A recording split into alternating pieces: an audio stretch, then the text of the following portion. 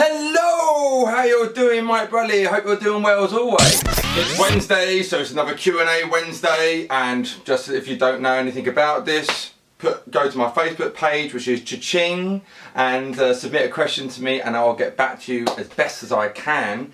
And as I've said, I've got quite a lot of questions to get through, and I stockpile, but I will eventually get through every single one. So, first question. I'm not even going to attempt to try and pronounce this name, but he's asked, I'm going to be buying my third guitar, but this time I want it to be a better quality one without entering the custom shop field. If my budget were no more than €1,500, which steps should I follow when trying out guitars in the shop? This is a question I get asked a lot, and firstly I would like to say check out my video on how to buy gear. There'll be a little eye in this top corner right here, click that and you'll see a link to this video. But when buying a guitar, alright, first thing you want to feel is the neck, okay? And then I always do the E chord test. Like, I'll play an E chord, and if I like the sound of it, it will stir my loins in a way which will make me want to get it. This guitar is slightly out of tune. So yeah, strum that E chord, see if it feels good to you, and the neck, you don't want to have sharp frets, so the neck is probably the most important part of the guitar, because that's where our hand is. You've got rosewood necks, you've got maple necks, you've got rosewood fingerboards, you've got maple fingerboards, you've got all sorts of different woods and stuff like that. But the main thing, does it feel good? And despite what model of guitar you go for, does it feel comfortable to play? Do you like the feel of it? All that kind of stuff. So yeah, the neck. Bend the strings, see if it stays in tune. Obviously new strings will be in it, and I doubt it's being stretched properly, depends on the type of shop you're in. Yeah, give it a good bend and see if it goes back to pitch again. See the pickups, does it make a fuzz when you kind of change? I mean, this guitar's 20 years old, but there's no fuzz through the amplifier there, and they all work.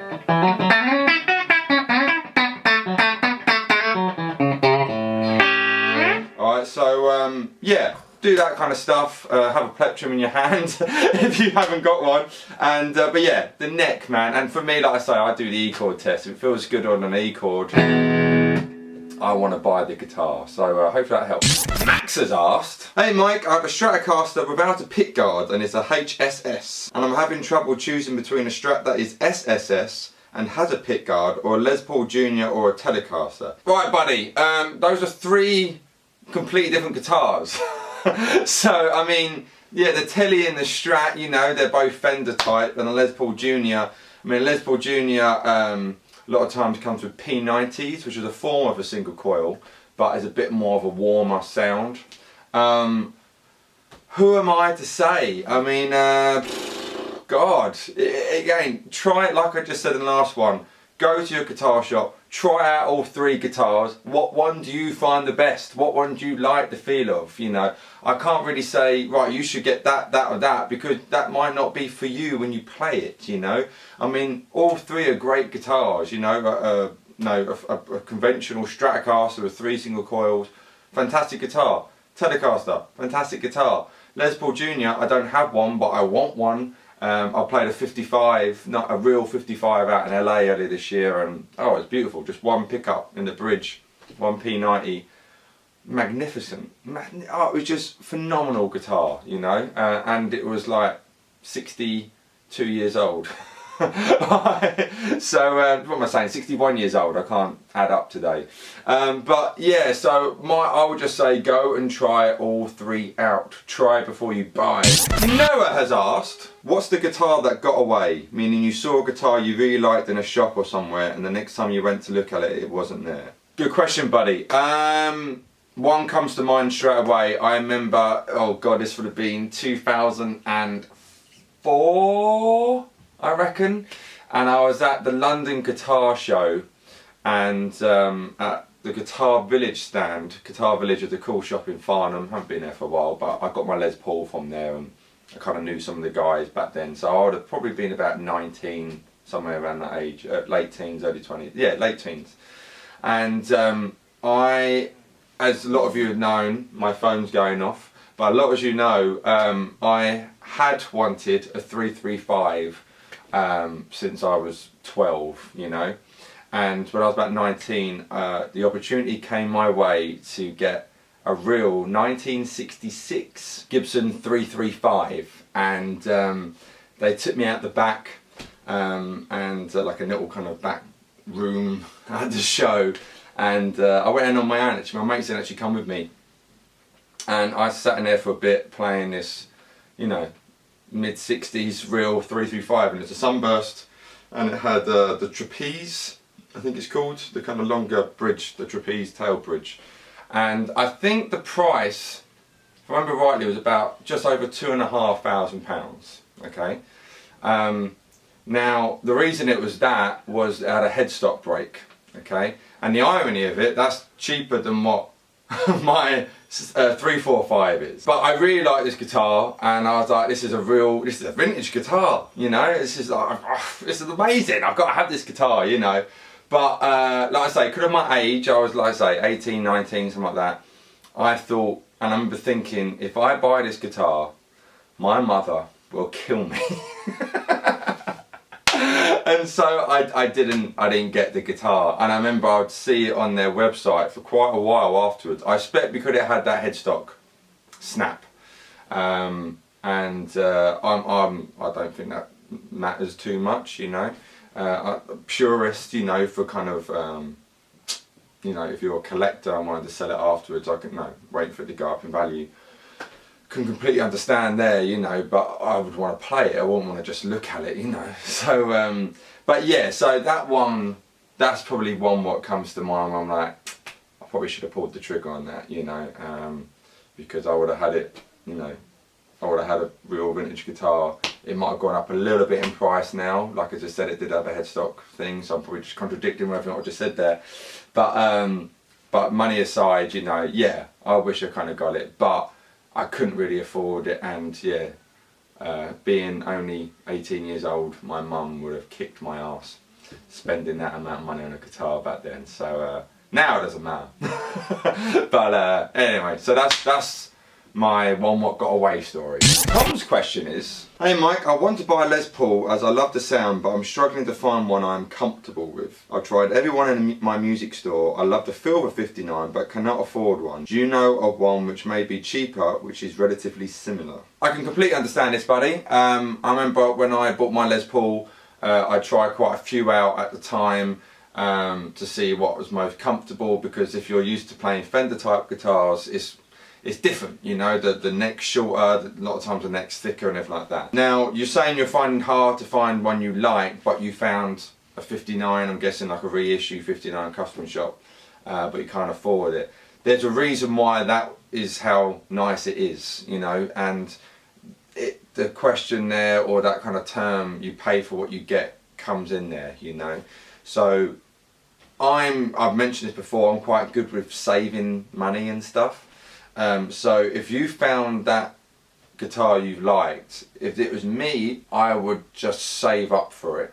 It may take you a couple of years or something like that, but just stick at it and save up for it, you know, get, you know, an extra job, whatever, part-time job, whatever, you know, and try and save up the funds to get it, because you're not going to really, I can't really say, oh okay, well that's a £5 guitar, let's say, right, and then a guitar for £1,000, you might get close, but it's little features what make this £5 guitar better than the grand one, you know, and it's all about a comfort thing, you know, and the woods and all that kind of stuff. Please don't start going about wood doesn't make a difference. I don't want to get into the argument, right?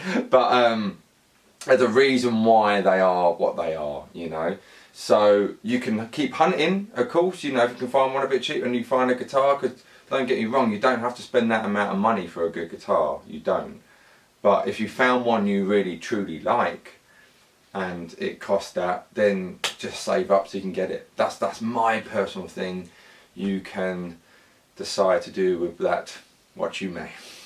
Jackass, Mike, how do you make your hair look so beautiful? The questions and the comments I get about my hair.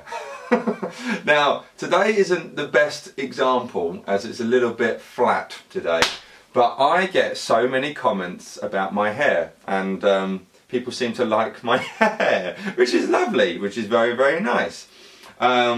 So I may do a little comedy video about my barnet, I may not, you know, but I'm growing it out at the moment, so I am doing that. But yeah, I get a lot of questions about my hair, so but I'm glad everyone likes the Bradley hair. It's been infamous all my life, from good days to getting the mick taken at me about my hair when I was at school. So my hair has been a massive conversation starter, ender, everything, all my life basically. So I was even born with a load of hair, so there you go. So yeah, I'll see about doing something about my hair soon. God, I'm a serious musician. Rick Brooks asks, I've been playing acoustic for a few years now, fingerstyle mainly blues, but now considering getting electric. Can you suggest any electrics that are good for fingerstyle playing? All electric guitars are good for fingerstyle playing. You can have a Fender Stratocaster and you can play bluegrass, country, rock, funk, jazz, blues, heavy metal, prog. You can play anything in it. You're the person, okay? So, as I always say, just go to your nearest guitar shop and try a load of guitars out and see what you feel. I mean, if you're doing fingerstyle stuff, probably like a Gretsch might be your thing, or a Telecaster. Try a couple of them out, you know, some models from there, or Duesenberg, but they're high-end stuff. I don't know what your price range is, but yeah, try a Gretsch or a Telecaster out. Bowley JB asks, I'm struggling with my bend vibrato. I seem to be stuck at one very slow speed in the vibrato. Any tips? Right, buddy, vibrato is a massive, massive important thing, and people don't pay enough attention to it. So you want to kind of think like a singer in a way. You know, and different type of vibratos, and of course the style what you're playing. So if it's predominantly blues kind of stuff, and you said about bent, but I'll talk about both quickly. So if you think here's your note, you kind of want to be above it, and it doesn't matter if you're bending to a note or whatever. All right, so something like that. All right, so there I'm on a root note of the A. I'm literally just rocking it back. Now, when you said about bending,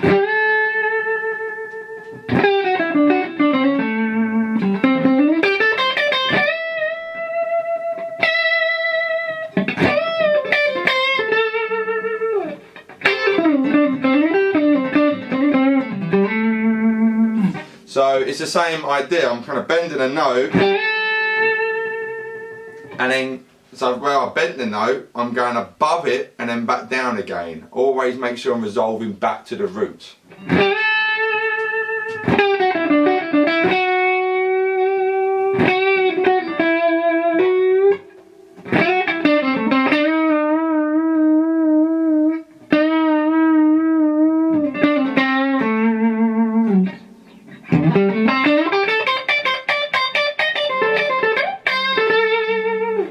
And then when you're on a note there, you can either shake it down, you can do a side to side, like a kind of a violin, kind of classical kind of thing.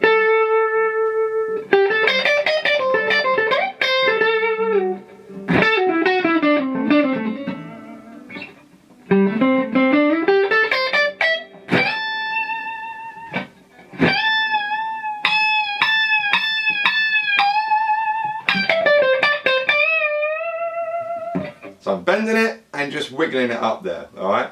So I haven't mic'd the amp or anything like that, and yes, this is a lovely Hampstead amp, and a full review will be coming very, very soon of this beautiful amp.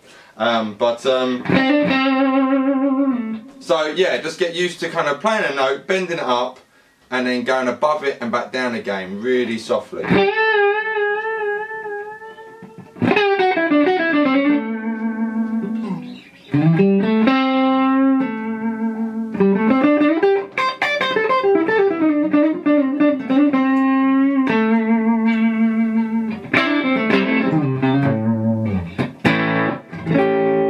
Hopefully that'll give you some ideas. I have talked about string bending and vibratos, a whole video on it on my channel, so do check them out. I've got kind of a playlist now on guitar lessons, stuff like that, so have a good old rummage and you'll be able to find like a 22-minute free video lesson on my YouTube channel talking about it.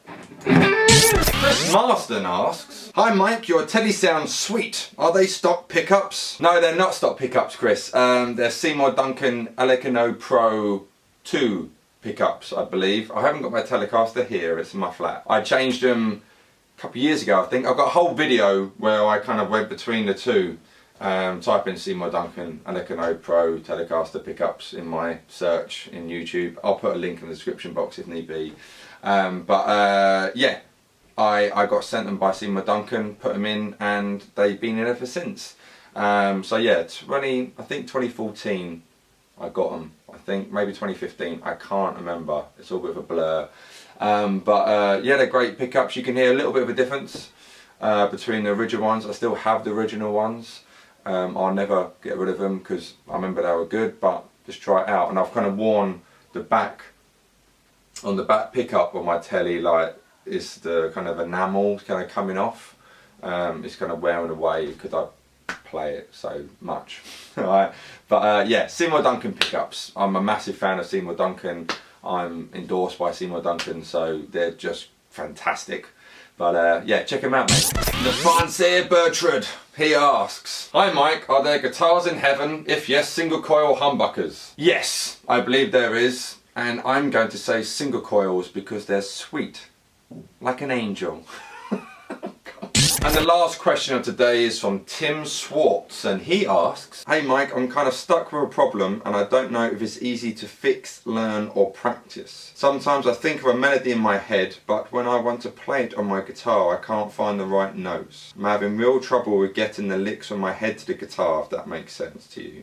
Do you have any tips?" Right buddy, that's like an aural perception kind of thing going on there. So yeah, you want to get your ear up and be able to, you know, hum a note and play it on the guitar, or vice versa. Play a note, I don't know how my voice is today, so and be able to play that straight away. So now I've got C, I just happen to play a C note, so if I go down the scale, got that.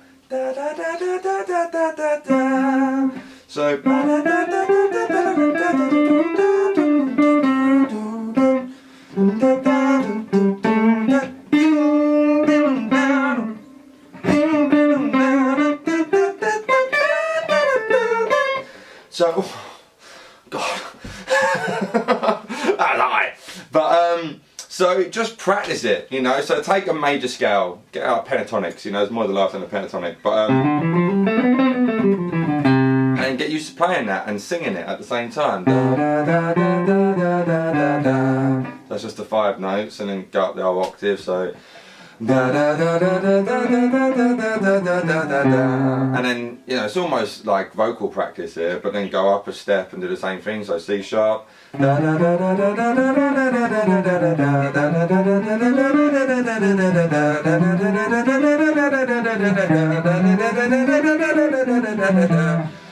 can't bother go anymore. But yeah, so start doing that, you know, start trying to work out songs by ear. Start with easy stuff, Oasis, Beatles, Johnny Cash songs, something like that, you know, whatever. And then, you know, if you come up with an idea in your head, so say you got bam bam bam bam bam bam bam, okay, got that, right? So bam bam bam bam bam bam bam bam. Right, so that's going up an octave already. Bam bam bam bam. It's a blues basically. Bang bang bang bang bang bang bang bang bang bang bang bang down. There you go.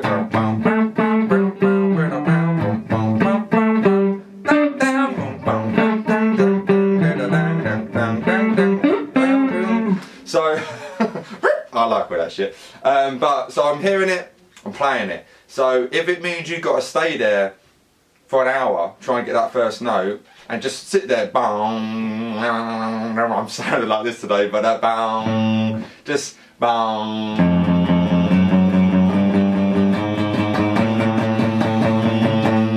There we go. Alright, I got it. Bang, bang, bang, bang. point, that's an octave. Same note.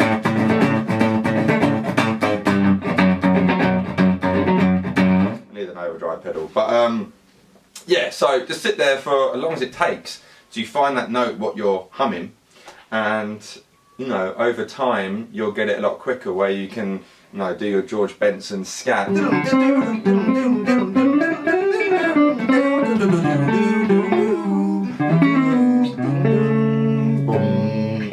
And you can make voices with the guitar. That makes sense? I don't know. Anyway, hopefully that helped. There you have it, guys. Hopefully you enjoyed those answers to your questions, and to people who haven't asked a question, hopefully you got something from that as well, you know. So thanks all for support, guys. Go and like the Facebook page, and I've got Instagram as well, which I'm starting to post quite frequently on there. And send me questions in, and like I said, I'll do my best to help you anywhere I can. But do check out my lessons on YouTube before, in case it's a lesson question, and also I've got lessons on my website as well. So please check out some cool lessons which are not on YouTube and which will never be on YouTube. So for the elite people, you can go onto my website and get those lessons. So hope you're very, very well. And I was just with this hand, but it's left hand, and I'll see you very, very soon. Take care, Mike Bradley. It's a long one. Bye bye, signing out.